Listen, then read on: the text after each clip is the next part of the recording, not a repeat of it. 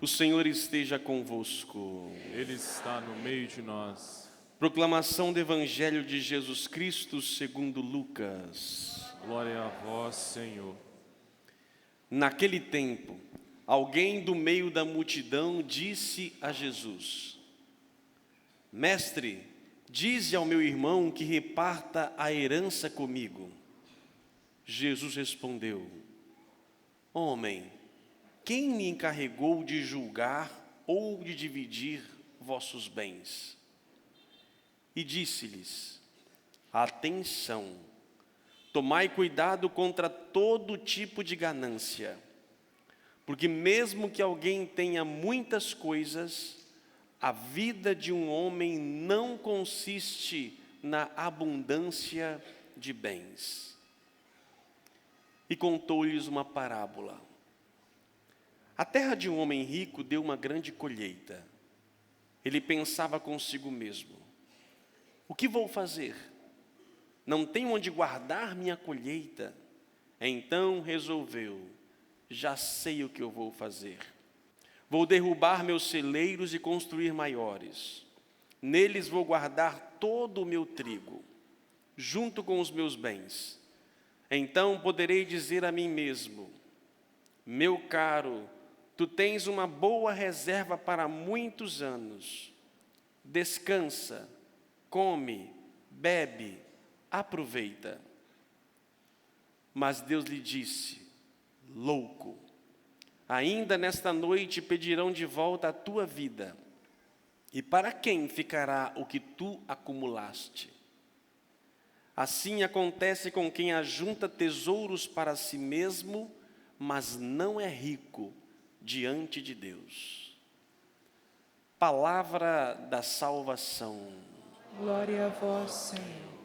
Que as palavras do Santo Evangelho perdoem os nossos pecados. Meus prezados irmãos aqui na Igreja Perpétuo Socorro, vocês que nos acompanham pelas redes sociais, se por acaso você morresse hoje ou amanhã, o que você deixaria para os seus? Tem algum bem aí? Ou dívidas? Teria mais dívidas do que os bens? Sobre essas questões, Jesus foi colocado. Pediram para que ele pudesse então resolver uma questão de herança. No mundo bíblico, no mundo judaico, o filho primogênito tinha direito a 2/3 da herança, só por ser primogênito. E os demais se dividiriam. Aqui não entra em detalhe quais foram os critérios, o que ficou devendo para esta pessoa. Mas ele vai até Jesus para que Jesus possa interferir em questões monetárias, de divisão, de partilha. Abre um parênteses. Por favor, se não fez, comece amanhã a fazer o seu testamento. Se você tem alguma coisa, coloque a partir de amanhã. Mesmo que talvez você tenha que mudar daqui para frente, ganhando mais coisas ou perdendo. Mas registre o seu testamento e deixe público. Porque cenas como essa é muito comum na história do povo de Deus, inclusive hoje, aqui, na nossa realidade de vivida. Quantos casos não pego também de brigas de famílias, filhos, irmãos, que se batem, se brigam por causa de um pedaço de um teto. Se você tem condições de já em vida deixar o seu testamento, vai evitar o pecado dos seus filhos ou dos seus herdeiros para não ir para o inferno. Porque muitos trocam a paz por causa de um pedaço, de um alqueire ou 1 metro quadrado. Fecha o parênteses. Jesus disse para essas pessoas, para esse rapaz: me desculpe, eu não tenho nada a ver com isso. Esse bem não é meu. Não tem o que a ver com aquelas decisões de vocês. Os bens a qual Jesus nos oferece não são esses. Embora ainda hoje, no meio cristão, ou dito cristão, são aqueles que anunciam a prosperidade através dos bens materiais. Uma pessoa abençoada não é aquela que tem bens, é aquela que desapega deles. Quando eu alimento a fé de muitos, em que a bênção de Deus passa pela matéria, eu desconheço o Deus de Jesus Cristo. Jesus vai dizer: não tem a ver isso comigo. Não que os bens terrenos sejam ruins, não, pelo contrário, estamos aí para ser usufruídos. Mas aqui ele conta então uma parábola, para que nós possamos entender o pano de fundo, o que está por trás disso tudo. Conta a história de um homem que tinha uma propriedade, e naquele ano essa propriedade deu uma colheita muito grande, uma grande colheita. E ele começou a entrar em crise, porque ele não sabia o que fazer com tanta coisa. Ele tinha tanta mais colheita sobrando e pensava consigo: o que eu vou fazer? Tem gente que tem tanto dinheiro que não sabe o que gastar. Tem gente que tem tanto tempo que não sabe o que fazer.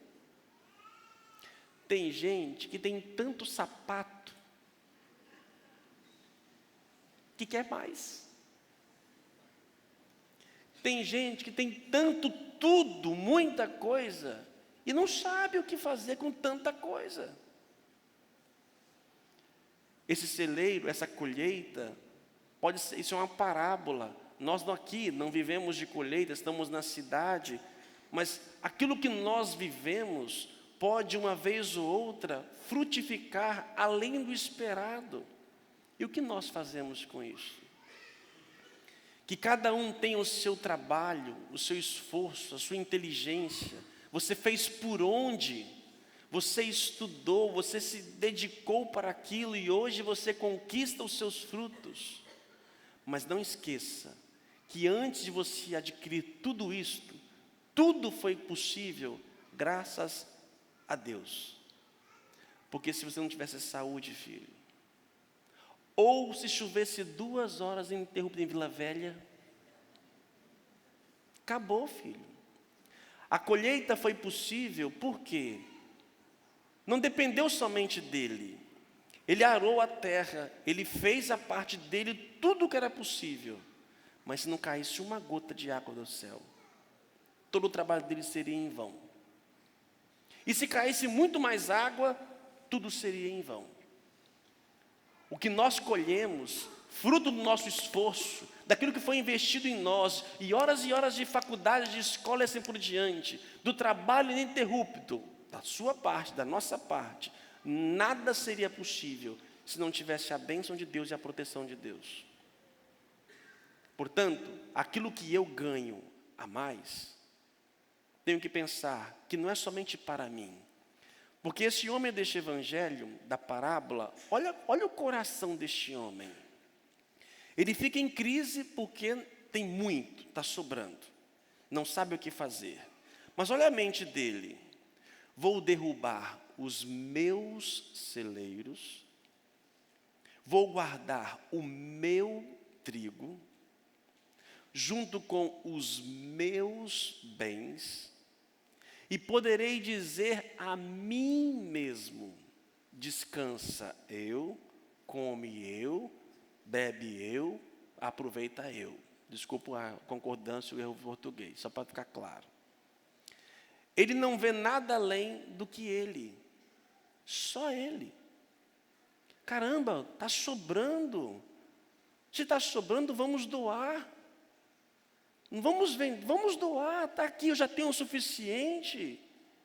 Já tenho o suficiente para viver. Por que ficar acumulando mais e mais? Para que comprar mais sapato? Para que comprar mais carro, misericórdia? Para que mais casa? Investimento, tudo bem, vamos investir, vamos ampliar o comércio da empresa, ótimo. Mas para quê? Para mim, para mim, para mim, para mim, e vou acumulando, e aí aquela pessoa, de repente, você morre de uma hora para outra, o seu filho que não fez nada, vai herdar tudo, mão beijada. E aí você vai querer aproveitar um dia, a sua vida no final, sendo que não sabe qual momento que será.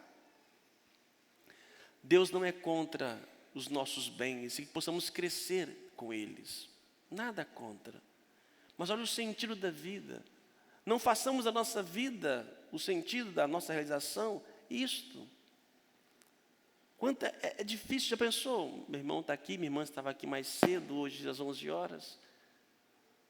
Se eu vou ter que brigar, perder a amizade do meu irmão, o carinho, o amor do meu irmão, por causa de um pedaço de alguma coisa, eu não vou trocar o amor que eu tenho por ele, a relacionamento, deixar de ir na casa dele, porque brigamos por um terreno, porque fomos para a justiça. Gente, isso é tão comum. Tão comum. E não precisa os pais estarem mortos, não. Às vezes, um dos pais está vivo e já estão se pegando, decidindo quem vai ficar com o quê. Porque a vida deles é o quê? É dinheiro. Vive em torno disto. Diz a leitura primeira, vaidade das vaidades, tudo é vaidade. Gente, nós estamos aqui de passagem. Quando eu vejo notícias de corrupção, de desvio de dinheiro, gente, o que esse povo passa na cabeça?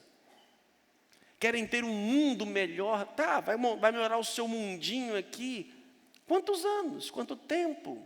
E perder a eternidade? Diz a leitura segunda para nós, se nós ressuscitamos, aspirai as coisas do alto. Esforçai-vos por alcançar as coisas do alto, aspirai as coisas celestes. Tem bens e tem dons que não é fruto do nosso simples esforço de fazer, não, é de ser. No nosso mundo, uma pessoa rica é aquela que possui muitos bens. Não é pecado ser rico. Mas no reino de Deus, o rico é aquele que mais desapega, desprende. E faz da sua riqueza para o bem comum. Olha, eu tenho isso daqui, eu tenho 2, não estou usando. Toma, pode levar. E assim o mundo vai se tornando um mundo melhor. Mas a ganância, e aqui, olha o que diz a leitura segunda de São Paulo, a cobiça é idolatria. É muito comum outras pessoas nos chamarem nós, católicos, de idólatras, porque dizem que nós adoramos imagens, que não é verdade. Veneramos aqueles que nos precederam, que seguiram Jesus Cristo. Idolatria é o que fazem com dinheiro. Isso é idolatria. E idolatria vai para o inferno. Quem idolatra não vai para Deus, não vai para o céu. E uma das grandes formas de idolatria, se não é a si mesmo, é o dinheiro. E vivem por conta disso. Podem fazer a sua vida hoje, parece estar tudo tranquilo, mas um dia esse dinheiro será cobrado. Aquilo que não é seu, não faça, não roube e não vive por conta daquilo. Existem dons, graças superiores. Esforçai-vos para alcançar as coisas do alto. E quando eu vivo para as coisas do alto, meus irmãos, Deus me dá algo que dinheiro nenhum do mundo é capaz de comprar. Às vezes atendo pessoas abastadas, têm o seu dinheiro, têm a sua vida, mas lhe falta tanta coisa. Qual é a sua riqueza? O que você pode ainda doar? Pensa assim uma pergunta: quanto do seu que você gasta com você mesmo? Quanto que você gasta com você mesmo? E quanto você gasta com o outro? Talvez a nossa vida vive em torno somente de nós, de nós, de nós, de nós. E esquecemos. Vou contar 3 histórias, 2, uma não será eu. Há um mês atrás, eu termino, né? Há um mês atrás estava celebrando aqui nessa paróquia, nessa igreja, uma missa, numa quinta-feira. Era a missa dos dizimistas. E ali agradecendo a Deus pelo dízimo, por a doação de vocês. E aí depois fomos para a cantina. Nessa cantina, fomos comemorar um paroquiano desprendido, tá bem presente na igreja, na verdade. Chegou para mim e disse: padre, da obra da Santo Antônio, vocês estão em obra lá do telhado, o senhor fala tanto. O senhor tem alguma campanha que vai ser feita depois do telhado? Eu falei: filho, eu não sei, estou precisando do dinheiro agora. Depois, se for chegar aos 100%, a gente vê o que vai fazer. Ele falou: então, eu vou dar um carro para o senhor. Oh, muito obrigado. Um Camaro. Eu pensei comigo, é amarelo. Não, aí é um vermelho, não é amarelo. Falei: que isso, filho? Não, padre. Beleza. Chegou no final de semana, depois encontrei com a mulher dele. Falei: filha, olha aqui, seu marido fez isso, mas eu não falei com ninguém. Pode voltar atrás, talvez seja arrependido, né?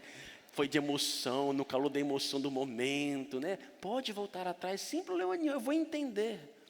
E ela vem com essa e me diz: padre, naquele dia, ele chegou em casa, eu não estava na igreja. Ele chorou, chegou chorando. E eu pensei comigo: coitado, arrependeu de dar o carro, né?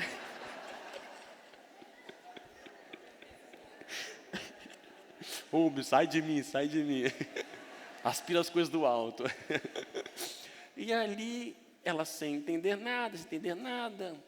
Depois de muito tempo, quando os filhos chegaram, começaram a conversar e tudo, depois de bastante tempo, os filhos estavam emocionados, ele disse o que aconteceu. E todos reconheceram o gesto de gratidão e louvaram a Deus. Pai, o senhor está certo. Ele foi tocado naquele dia dizendo com ele mesmo: Deus me deu tanta coisa, tanto. Eu tenho carros aqui, esse aqui é para o meu prazer, mas quase não uso. Por que vou deixá-lo aqui? Vou doar para quem está precisando. Pode ser para os pobres, para uma obra de igreja, assim por diante. E assim foi efetivado. A doação chegou e a partir desse final do mês iremos fazer uma ação entre amigos. E vocês vão participar, tá bom? A segunda história. Esse final de semana, nós chegamos a 87% do telhado. E faltam uns 13%. Desde ontem estou dizendo, essa é a minha 7ª missa do Evangelho de hoje. 5 hoje, 2 ontem. Não sei mais o que eu falei, entendeu? E aí, eu falei: nós vamos chegar aos 100%. Eu vou ter que motivar esse povo a doar. Aproveitar. Aí eu não sabia o Evangelho. Quando eu vi o Evangelho, eu falei: agora, vai na jugular ali, ó, vai bater ali, ó, vai sair com peso na consciência. E aí eu estou ontem, hoje, tal, direitinho.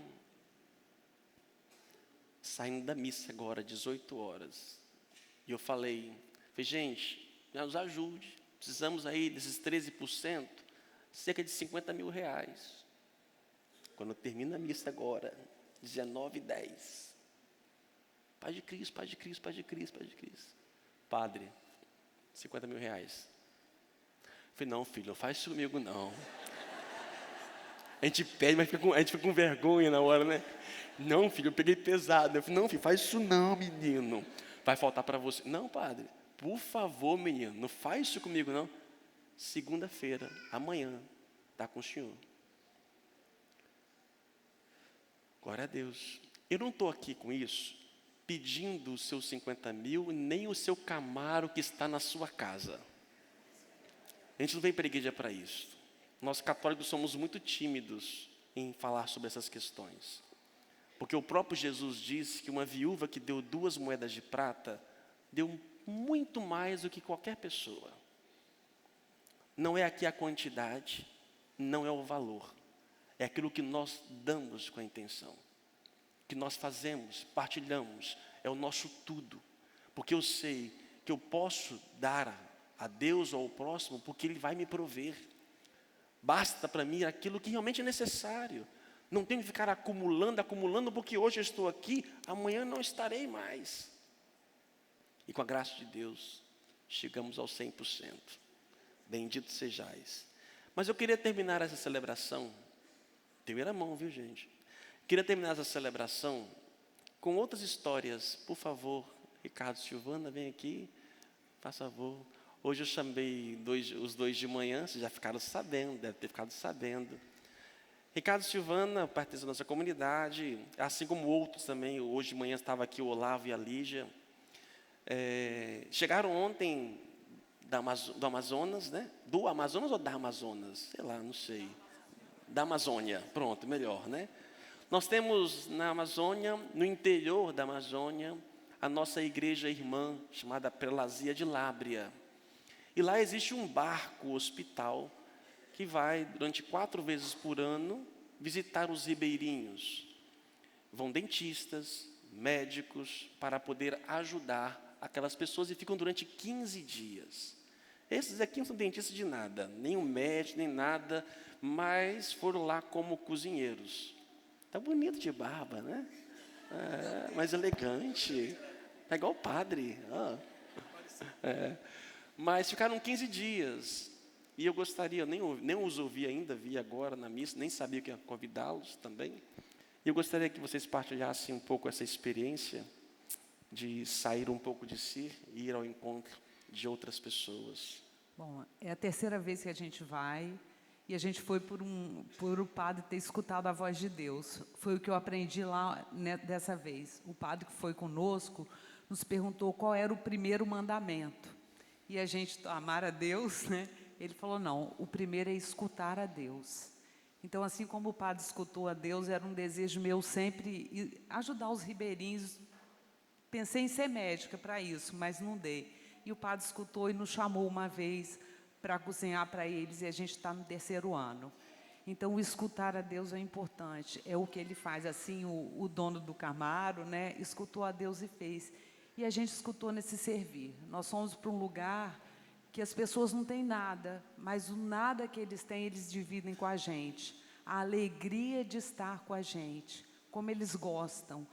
O pouco que eles têm, uma hortinha em casa, que as hortas são todas suspensas nas caixas, assim, cebolinha, um coentro, maranhão, eles tiram aquilo e vêm dar no barco para a gente. Então, isso, assim, move o nosso coração. Eu gosto de uma fruta lá, uma castanha, um negócio comprido que chama urucuri. Eu ganhei 2 baldes, eu não conseguia nem comer, nem pude trazer, porque era ultra pesado. Então, esse dividir é muito bom. A gente vai lá para prestar uma ajuda para eles, né, os médicos, nós vamos para sustentar os médicos, os dentistas com a comida, mas ver o carinho que eles têm para conosco, e dessa vez a gente passou no mesmo trajeto do ano retrasado. Então, foi muito bom rever aquelas pessoas, eles felizes por nos verem, né? E eu achei assim fantástico. Mas o que me marcou mais nesse trajeto desse ano foi uma mãe que devia ter uns 16, 17 anos, que ela nem sabia direito quantos anos tinha, com uma criança que já andava, mas parecia um bebezinho de 6 meses, de tão pequeno. E aí eu fui fazer a ficha dela para ela ser atendida. Ela não sabia a data do nascimento dela, a da criança, nem a idade. A criança, ela falou que tinha 1 ano, mas a dela ela não sabia. E o padre que estava conosco disse que é desumanização. Aqui a gente ouve falar em desumanização em outros sentidos, mas lá eles estão perdendo o sentido do amor, do se interessar. Então, o que é importante para eles? O comer, o sexo, até como procriar, e uma segurança que eles nem têm, né? Mais uma casa, um abrigo. O resto nada mais interessa. Vocês imaginam a gente que comemora o nascimento do neto, do filho, que vive em torno disso, eles não sabem a idade e não se interessam por isso. Então, é um povo esquecido e a gente vai lá para dar carinho, para dar amor, e é muito bom. Quer falar algo? Boa noite a todos. Eu fiquei muito impressionado, que eu achei que fosse mais uma missão, mas não foi. Deus promete para a gente e cumpre. Eu peço a vocês que quem possa ir o ano que vem se inscreva. É muito gratificante. Vocês não acreditam o que a gente passa. Acompanhou a gente nessa missão 2 padres, um em cada período, e a gente celebrava todos os dias com todos aqueles ribeirinhos. Ver aquelas crianças, jovens, adultos, nos abraçando, nos acolhendo, dando o que tem para dar, dividindo o peixe. Eles só pescam o que eles vão comer, eles só plantam o que eles vão comer. E, padre, o senhor não acredita, no ofertório, eles tiram um dinheirinho e botam lá na celebração de cada capelinha que a gente foi. Todos os dias nós celebramos, todos os 15 dias nós celebramos. É impressionante, eles pulam na gente, as criancinhas, uma queria vir com Silvana, parecia um macaquinho agarrado no pescoço dela, não largava. É impressionante o carinho que eles têm com a gente. A gente vai para servir, mas a gente é mais servido. Eu quero te agradecer, padre, por ter me dado essa oportunidade e Deus ter capacitado a minha esposa desde 2016. Espero continuar nessa missão e gostaria que outros também pudessem cumprir. Muito obrigado.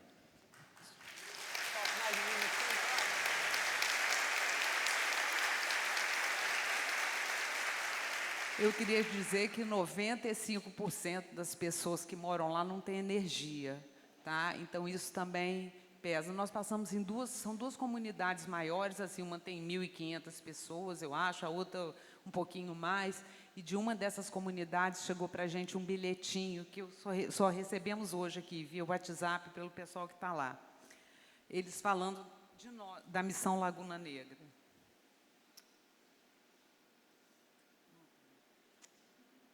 Vou tentar.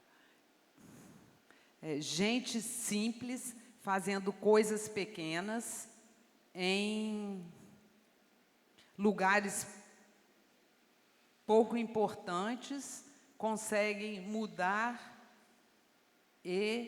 extraordinariamente. Então, assim, a gente quis deixar uma semente, é o que veio na moção da gente esse ano, a gente falou isso. Mas nós somos gentes pequenas mesmo, em lugares mais pequenos ainda. E que a gente aqui no nosso mundo, aqui também tem gente pequena, tem gente que precisa da gente, que a gente possa servir sempre. Não está somente na Amazônia, temos aqui na Terra Vermelha, temos aqui na Praia da Costa.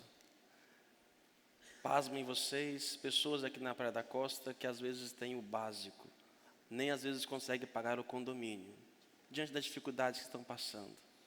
Para de olhar somente para você. O meu. Seja o que você tiver, seja R$2, seja 2 camisas, seja o que for, doe. Termino com uma história. Uma vez atendi a confissão de uma jovem, há muitos anos atrás, e ela dizia que ela era muito vaidosa. Padre, sou muito vaidosa, não sei o que e tal, falava que tem isso. Um dia disse para ela, então sua penitência será: você vai pegar a roupa que você mais gosta e doar. Jamais! Sua penitência. Faz isso comigo não, padre. Não cumprir penitência é pecado. Essa mulher levou uns 4 meses para poder conseguir pegar uma roupa e dar. Mas quando nós desapegamos, deixamos nossas riquezas, Deus dá tanto para a gente, tanto, que dinheiro no mundo é capaz de pagar aquilo que Ele oferece. Louvado seja o nosso Senhor Jesus Cristo. Creio